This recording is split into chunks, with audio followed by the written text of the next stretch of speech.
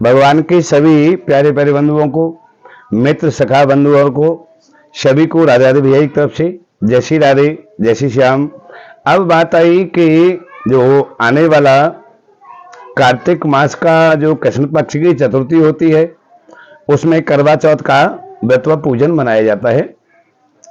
वैसे तो भारत में हर महीने में कोई न कोई व्रत या पूजा आती रहती है, और कुछ पुरुषों के लिए है, कुछ माताओं के लिए, कुछ बहनों के लिए, कुछ बेटियों के लिए, कुछ स्त्रियों के लिए होती है।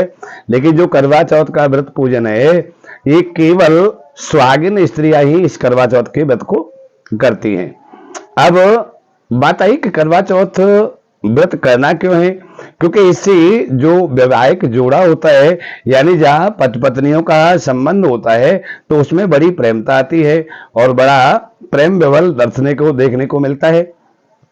क्योंकि इस व्रत को करने से हमारे जीवन में जो आपस में मनमुटाव होता है, कटुता आती है, इसको वैमनस्यता जो आती है, इसको मिटाने के लिए ये व्रत हमारी सुहागिन स्त्रियों को सबको करना चाहिए। वैसे देखा जाए तो उत्तर प्रदेश में और हरियाणा में, पंजाब में, राजस्थान में, मध्य प्रदेश में और बिहार और बंगाल में ये विशेषकर पूजा का महत्व देखने को मिलता है। यानी जो करवा चौथ की रात्रि है, आप किसी घर की छत पर दृष्टि डाल के देखेंगे तो बहुत मेला सा लगा दिखाई देगा, क्योंकि इसमें चांद की पूजा की जाती है। अच्छा, अब बात आई कि करवा चौथ का जो व्रत पूजन है वो किस तरीके से करना चाहिए। तो सबसे पहले जो सुहागिन स्त्रियां हैं, उन्हें माता रानी की चौकी लगानी है।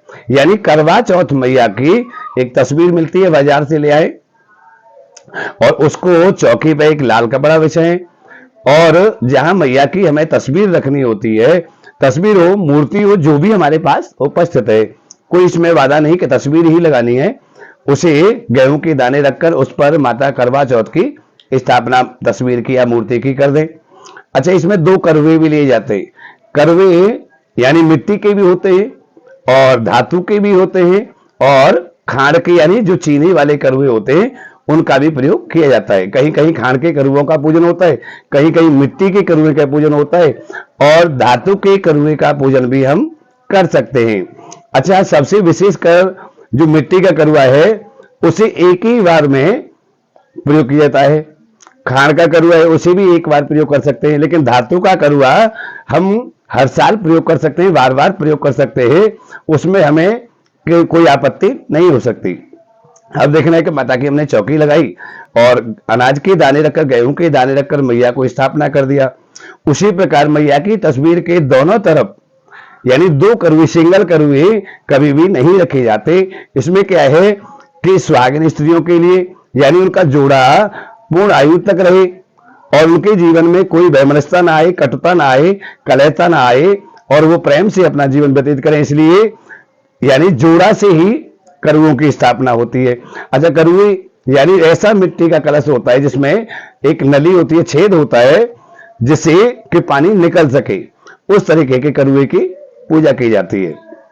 धातु का भी सागर बोलते हैं उसे, उसमें भी नली होती है, सुराई होती है उसमें, उस तरीके का धातु का भी हम सागर ले सकते हैं, यानी करुआ ले सकते हैं, और खाड़ का भी करुआ ले सकते हैं, उसमें भी एक सुराई होती है, यानी छेद होता है।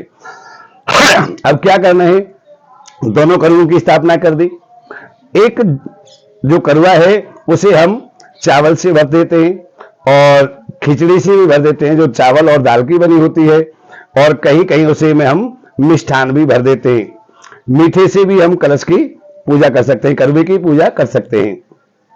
अच्छा, अब क्या करना है, पूजा के लिए हमें एक सारगी जो रखी जाती है, यानी एक धोती रखें, साड़ी रखें, जो हमारे पास वस्तु है।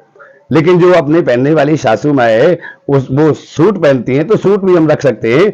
लेकिन जो विशेषकर पूजा का महत्व होता है, लाल कलर की धोती ही रखें, साड़ी रखें, और साड़ी में पूरा श्रृंगार रखा जाता है। श्रृंगार में बिंदी, सिंदूर अवश्य रखा जाएगा, महावर भी अवश्य रखनी चाहिए, और बिछुए, अगर हमारे पहला करवा चौथ मना रहे हैं, पहला व्रत मना रहे हैं, तो चांदी के बिछुए के जोड़ा भी उसमें हमें रखना होगा। अब उस विधि से हमने माता करवा की पूजा की है। अच्छा, माता करवा की पूजा में किस किस की पूजा की जाती है?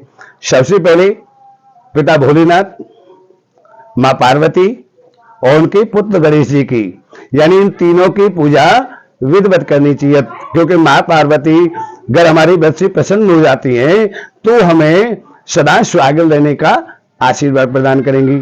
और जो महिलाएं यानी जो सुहागिन स्त्रियां हैं इस व्रत को करती हैं, उन दोनों के बीच में कभी भी वैमनस्यता नहीं आएगी, वो अपने प्रेम से जीवन व्यतीत करेंगी।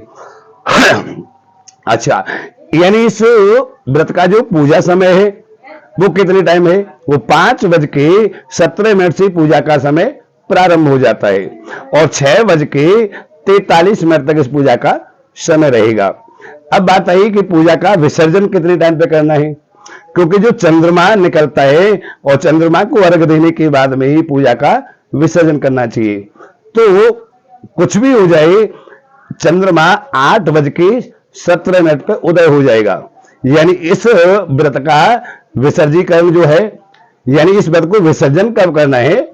वो रात्रि 8 बजे कर देना है। चंद्रमा को अर्घ देने के पश्चात में अपना खान पान जो भी हमने बनाया है उसका हम भोजन लगा सकते हैं। अच्छा, भोजन में हमें प्याज लहसुन की कोई वस्तु का सेवन नहीं करना है, उससे व्रत में खंडित हो जाती है। अच्छा, व्रत करते समय हमें पहनना क्या चाहिए?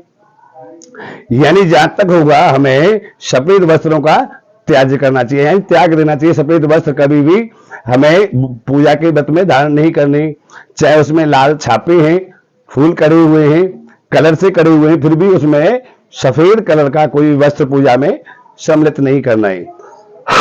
संभव हो जाए, यानी नई नवीन शादी हुई है तो हमारे पास जो शादी का जोड़ा रखा हुआ है, भाई जिनकी शादी को बहुत वर्ष हो जाते हैं तो उनके पास वो शादी वाला वस्त्र नहीं होता है, लेकिन जिसमें हमने फेरे लिए हैं वो चुन्नी हमारे पास हो तो ज्यादा बढ़िया है, और नहीं तो शादी वाला जो जोड़ा है उसी में हम व्रत करें तो बहुत प्रेमता दोनों के बीच में संबंध में कभी भी कटता नहीं आती, दोनों का संबंध प्रगाढ़ हो जाता है, यानी प्रबल हो जाता है और संबंध से ही जीवन सुख में व्यतीत होगा। अब बात आई कि काला कपड़ा नहीं पहनना है, नीले कलर का कोई वस्त्र या कोई वस्तु हमें नहीं रखनी अपने शरीर पर, लाल कलर का ही वस्त्र पहने, पीले का वस्त्र पहने, मैरून वस्त्र भी पहन सकते हैं और डार्क लाल भी पहन सकते हैं, लेकिन सफेद काला या नीला वस्त्र धारण नहीं करना है। दूसरा, इस व्रत को करने के पश्चात में हमारे जीवन में सुख शांति और हमारा जो ग्रस्त जीवन है बड़े प्रेम से और अच्छे से व्यतीत होगा। तो मेरा सभी भक्तों से, बंधुओं से, मित्र सखाओं से कहना है कि वीडियो को लाइक करें और शेयर करें, कमेंट भी करें कि जिससे कि हम आगे आपके लिए सरल उपाय के द्वारा, पूजा विधि सरल उपाय के द्वारा लेकर आए। क्योंकि पूजा का जो विधि है, 2 करुए की स्थापना करनी है, मैया की स्थापना करनी है और एक दीपक और एक धूप की स्थापना अवश्य करनी है। एक साड़ी भी पूजन में रखें जो हमें अपनी सासू माँ को देनी होती है, सासू माँ नहीं है तो बड़ी जेठानी होती है या ननंद होती है, उसको भी हम उस वस्तु को दान कर सकते हैं। एक करुआ जो चावल से हमने बनाए उसको भी दान कर सकते हैं। कई जगह देखा जाता है कि करुए में चावल की जगह अन्न भरते या मिष्ठान भर देते या ड्राई फ्रूट यानी जो फल हैं उसको भी हम भर सकते हैं। इस तरीके से वो कलवा जो है, जो कलश जो है हमने भर के रखा है, उसको हमें साथ ही साथ दान कर देना है। पूजन में ऋतु फल अवश्य रखें, धूप बत्ती दीप बत्ती अवश्य लगाएं, क्योंकि धूप दीप से ही माता पार्वती की पूजा की जाती है और धूप दीप से माँ की पूजा करने के पश्चात में माँ को सारा श्रृंगार अर्पण कर दें और मैया से आशीर्वाद लेने के पश्चात में ही वो वस्तु दान करनी है। जय श्री राधे, जय श्री श्याम।